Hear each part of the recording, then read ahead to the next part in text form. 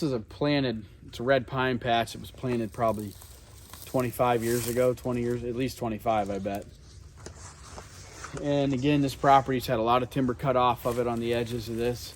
And all the good flat ridges are planted in pines because this was old coal company ground at one time. And so basically we were looking at these to figure out, we're going to clear some of these out to put some food sources in here. And I was just telling them, guys, there's got to be sheds close to this or in proximity to these transition zones from the hardwood timber that was logged into these more open red pines. I saw this big old oak top that from where they had logged, they threw this big top in here and had all these leaves on it still. And I'm like, there's going to be a perfect spot for a shed. And there's a shed laying underneath it, and you can see the beds. And, you know, you can just tell why he would be here. Snowing or ice or raining, he's just kind of sitting under this, getting a little protection. Plus, deer, just like fish, they like that structure. So another good thing you could do even within these pines is just, if you were going to keep the pines, you could come in here and cut patches of these and leave them lay. And just make little hotel rooms, so to speak, within the pine patches that the deer can get up against and lay down. So, I don't know, just pretty cool. Kind of it's a nice, you know, not a super tall tine genetic deer, but nice and heavy.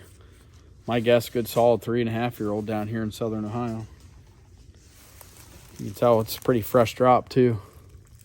He's still got the wax ring. And I was cutting some of these just enough to, just little bits here and there. Just trying to get a little more sunlight in here. And there was already this old top here from when they cut a tree a couple years ago, but they definitely are bedding in here now. There's a couple beds right there. One behind Dylan there, one to your left right there. To your right, I mean, right here.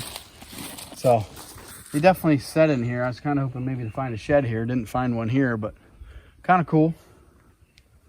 Didn't take much, just, you know, give them a little, just a few trees. Like these don't do a whole lot, but more or less what I was trying to do here was get a little more sunlight to the ground, get a little brush in here. You know, some browse starting on these points because it's pretty open timber in here. So the best thing I really could do is like these bigger trees, like right here, is actually come in and flop those bigger tops. Gives them more structure that they like to get around like a fish. So here I got brush, a little bit of browse on this point right here. Drops down in. It's real ravine-y here. We're in Illinois. And I want to give them deer a little more reason to bed off this ridge, so when they get out of their bed, they come up and want to filter out to the food plot out there. I'll have some mock scrapes out through here. They'll come up, hit them scrapes, work right past my tree out to the field. So I'm going to cut a couple of these hickory. I'm not real worried about the value of the hickory. It's my own farm. These, you know, out here in Illinois, there's not a big market for hickory or red oak. Everybody just seems to want walnut or white oak. So a lot of the woods get high graded out here and you're left with a bunch of crap in your woods. It's not like Ohio where we use everything. So I'm not too worried about the hickory here. If it was in Ohio, I probably wouldn't be cutting them like that. I'd probably be looking for more junky, not good straight trees. But I don't have a lot to pick from here to get this to do what I want it to do.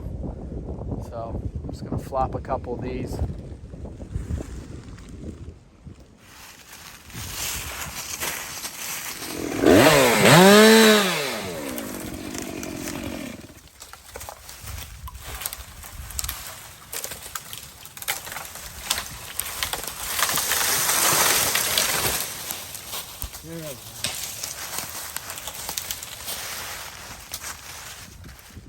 I know I made that look hard, but the wind was really fighting me. But I was hoping they would actually stay on the bowl just a little, or the stem a little bit. But just some crappy sassafras that I don't really want in here. Plus, trying to push these deer around this bowl. I've created a little bit of bedding right over here. Just getting really kind of open in here, and the deer they're not bedding in here like they need to be. So I'm trying to thicken this point up a little bit, get some sunlight in here. And I didn't want to throw those trees in here because I want the deer to bed and mill in here. So I was trying to push them off the edge. So got a couple more sassafras. Then I'm gonna cut a couple bigger ones with some tops in them for structure for them to bed around a little more.